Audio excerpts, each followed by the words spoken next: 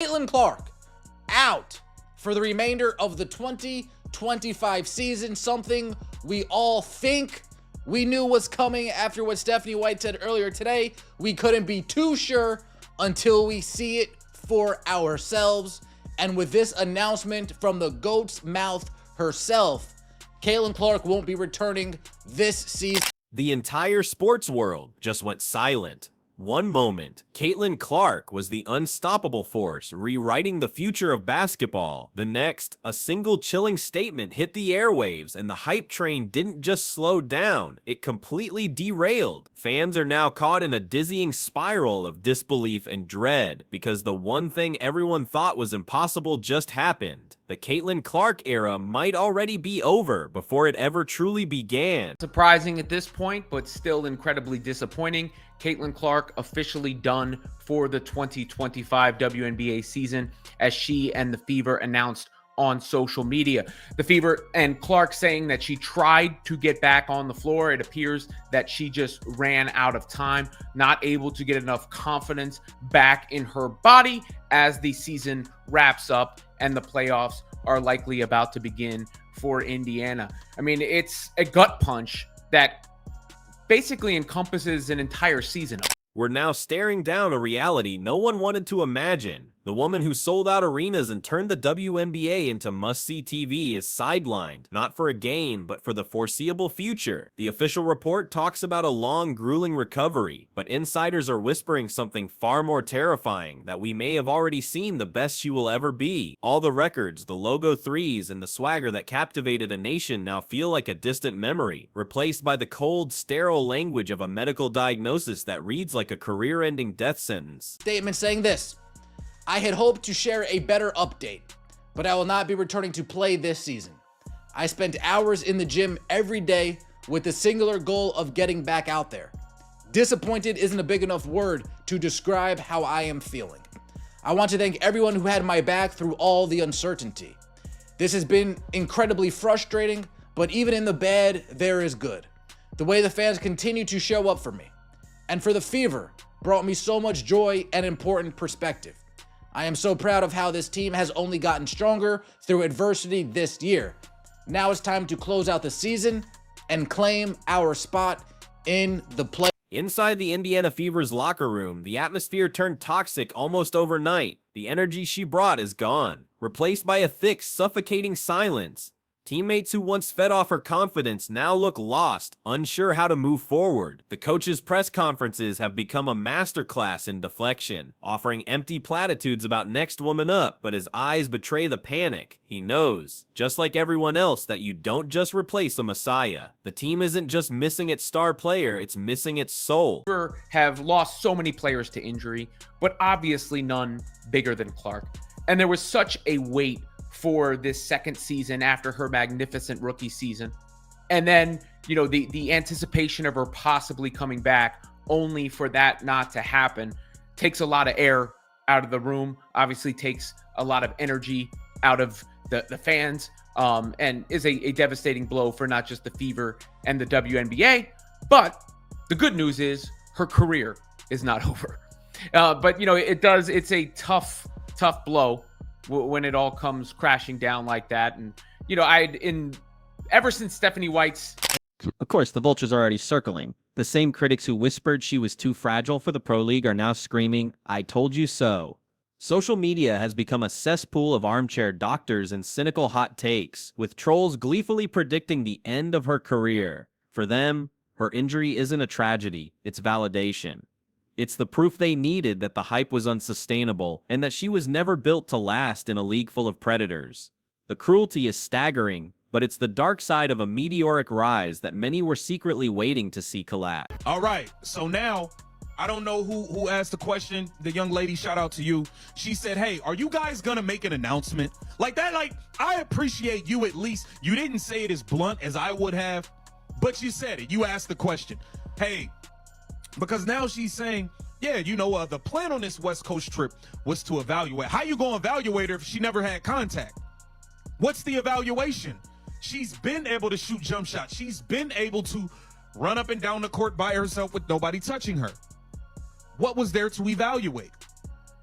Now you're pushing it through the weekend, leading us on, having us dangling in the air like. And then there's the money. Behind the carefully crafted corporate statements, a financial bloodbath is unfolding. Whispers of injury clauses in her multi-million-dollar endorsement deals are getting louder. Giants like Nike, Gatorade, and State Farm, who built entire marketing campaigns around her, are now facing a nightmare scenario.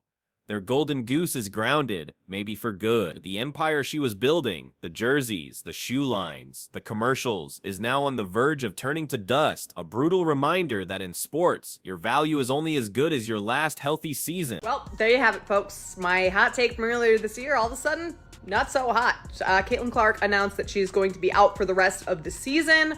Obviously, a nice little post here thanking her teammates, saying she fought back, was in the gym trying to come back. She wanted to, but Caitlin Clark not returning for the rest of the season. It makes sense considering where the Fever are at in the playoffs right now. Right now, they are making the playoffs. They're the 8th seed, so it would be the final seed there. But are they going to make much noise? Chloe Bibby just went out for the rest of the season. She was one of the... Adding fuel to the fire is the deafening silence from Clark's own camp. The statements released are vague, corporate speak, offering no real answers. This wall of silence has created a vacuum, and the internet is filling it with the worst possible conspiracy theories. Was it a dirty play the league covered up? Was she forced to play through an earlier minor injury that catastrophically worsened? Fans are dissecting game footage like the Zapruder film, convinced there's a darker story being hidden from the public. The mystery is becoming more captivating than the game itself. Caitlin Clark is out for the rest of the WNBA season. She had posted this whole statement on Instagram as well as the Fever officially announcing it just now here on this Thursday evening. And there have been some talks about from the Fever staff about her potentially trying to come back, and they had kind of been trying to drag this out as much as possible over the course of this season, but there simply seems to just not be enough time in this season for them to fully feel comfortable in getting her healthy. And the message that has been sent has always been the most important thing is her long-term health. That is what the Indiana Fever... This story is starting to sound hauntingly familiar. We've seen it before with phenoms like Derrick Rose and Grant Hill, whose bodies betrayed them at the peak of their powers. One minute, they're athletic gods, and the next, they're cautionary tales whispered about by coaches. The fear is that Caitlin Clark is no longer on the path to becoming the next Michael Jordan or LeBron James, but is instead on track to become the next Greg Oden, a generational talent whose entire career becomes a heartbreaking trivia question about what could have been. Young lady finally had the balls to ask somebody, hey, are you guys gonna make an announcement? You said you're having a meeting. You had your evaluation on the West Coast trip. Now you're going to have a meeting. Are you guys going to let the fans know what the hell is going on? Because y'all keep collecting ticket money. Y'all keep promoting that she's going to be at this arena and that arena. Y'all keep saying that she's day to day. First, we heard she might be back for the Minnesota Lynx the first time we played them a week ago. She wasn't even ready for that. A miraculous ankle injury popped up. While the world speculates, Clark is entering the loneliest place in sports, the rehab room. It's a mental prison where the roar of 20,000 fans is replaced by the monotonous hum of therapy machines. Every day is a grueling, solitary battle against her own body, a body that now feels like a stranger. There are moments of progress followed by crushing setbacks, where the pain is so intense that quitting feels like the only rational choice. The psychological toll of being the chosen one, only to have it all snatched away, is a weight that has crushed even the strongest athletes in history. Well, here we are, the next morning after it was announced that Caitlin Clark would not be returning this season. Something that I think most of us pretty much knew for maybe at least the last couple of weeks. I heavily suspected it for the last, if I'm being real, last month. Although I kept kind of holding out hope because, well, I wanted a reason to keep watching these games. And that's why the Indiana Fever has gotten dogged out as an organization. Her absence exposes a terrifying truth about the WNBA. Did the league become too dependent on a single 22-year-old? They hitched their entire wagon to her star, and now that star has fizzled out. The path forward looks dangerously dark. Ratings are plummeting, ticket sales are stalling, and the media buzz has evaporated. It was all built on the foundation of Caitlin Clark. Without her, that foundation is showing deep, alarming cracks, forcing the league to confront the uncomfortable reality that they may have bet their future on a miracle that just ran out. And to the disappointment to a lot of people, she will not play for the rest of the season. Now, what does this mean for her? Rest. Big time rest. Get healthy.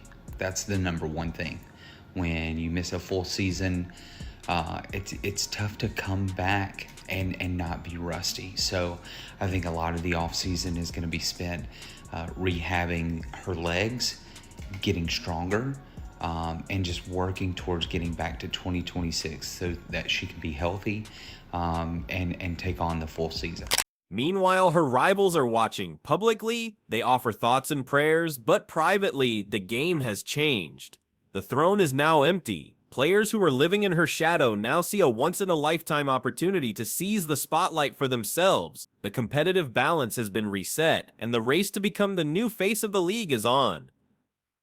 It's a cold, calculated part of the business, a reminder that while one star falls, another is always waiting in the wings to take their place. Sports waits for no one. A conversation and a agreement that would have happened between the Fever organization and I assume Kathy Engelbert and the WNBA. We don't want to mess these ratings up now. We don't want to mess those ratings up now, do we? Let's make it look like she's going to come back. So I knew there was going to be a lot of reaction today and last night, overnight. And Amber Cox, the CEO and general manager for the Fever, has released a statement on Twitter X. And it has gotten quite the response from Caitlin Clark fans. We're now forced to imagine the future that was stolen from us. The championship she was destined to win for the Fever, the Olympic gold medals, the scoring record she was supposed to shatter. It's all become a phantom narrative. She was supposed to be the hero of a decade-long saga, the one who would carry women's basketball into a new stratosphere. Instead, we're left with just one spectacular season, a brilliant but painfully short story. The potential was limitless, and that makes the loss feel infinitely more profound. The WNBA ratings' worst nightmare just came true because it was just announced that Caitlin Clark will be out for the rest of the season. She's only played 13 games this season, and her most recent injury, which happened back in July, was a groin injury. The craziest part about all of this has been the reporting around her injury. The team has never given her a timetable for return, and literally up until today, the team had been reporting that she was still trying to get back on the court this season. The Fever only have 3 regular season games left in the season before playoffs. Some fans were even speculating that they've just been stringing fans along the whole time because they know that ratings and attendance would.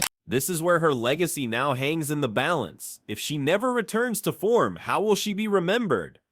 She could become a myth, the brilliant flame that burned twice as bright for half as long, a symbol of what could have been, forever frozen in time as an unstoppable force. But there's another, crueler possibility that she becomes a footnote. A brief, exciting chapter in basketball history before the sport found its next superstar. Sports history has a short memory, and it's rarely kind to stories that end too soon. Those that don't know, Caitlin Clark recently put out a statement basically saying that she is out for the remainder of the season.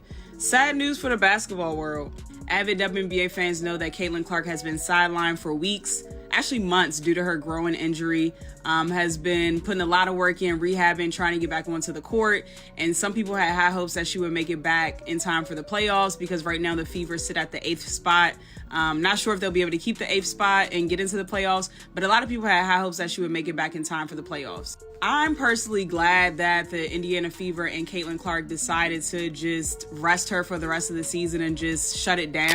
And what about the millions of young girls who plastered her poster on their walls? She wasn't just a player, she was a symbol that anything was possible. That pressure, the burden of being a role model to an entire generation, is now a different kind of weight. The narrative of her comeback isn't just about her career, it's about proving to those kids that you can fall and get back up. But what if she can't? The thought of letting them down might be more painful than the injury itself. The media machine that built her up is already preparing to document her fall. The narrative has shifted from celebrating a prodigy to dissecting a crisis. Every update, every rumor, every setback will be magnified and analyzed for clicks and rating. Talking heads debate whether she was overrated from the start, whether this proves the WNBA is too physical, or whether her fame was just a fleeting trend. She is no longer just an athlete, she is the main character in a high-stakes drama, and her struggle has become the most morbidly fascinating show in sports. We are now at the ultimate crossroads. This injury will define her entire story, one way or another. Either she authors one of the most legendary comeback sagas in sports history, returning from the brink to reclaim her throne, or she fades away, becoming the ghost of a revolution that ended before it truly began. There is no middle ground. She will either be a hero or a tragedy, and the world is waiting breathlessly to see which role she's been cast in. Just when the world starts to accept the worst, a grainy video surfaces online. It's shot from a distance, showing a lone figure in a gym, slowly, painfully, taking a free throw. It's her.